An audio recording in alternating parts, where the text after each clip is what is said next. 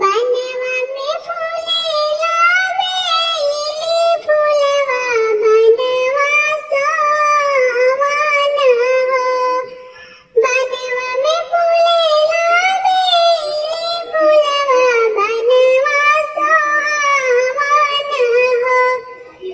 मलिया जे हाथ पसारे ले अब फूलवा लोढ़ावी है।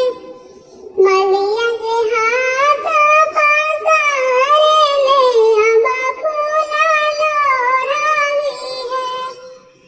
धीरा धरी माली धीरा धरी अब इन कोड़िया फूला हो।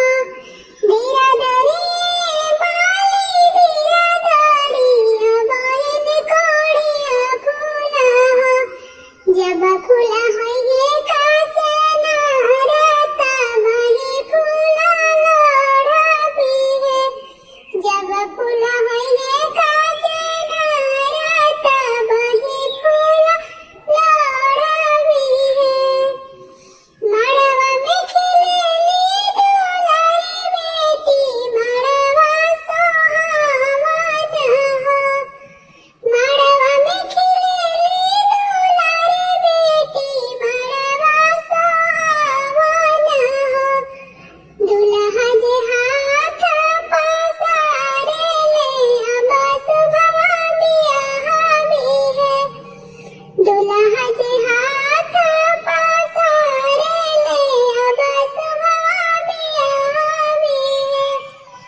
धीरा धरी दुल्हा धीरा धरी अब इन तो पापा के है। धीरा धरी दुल्हा धीरा धरी अब इन तो पापा के है।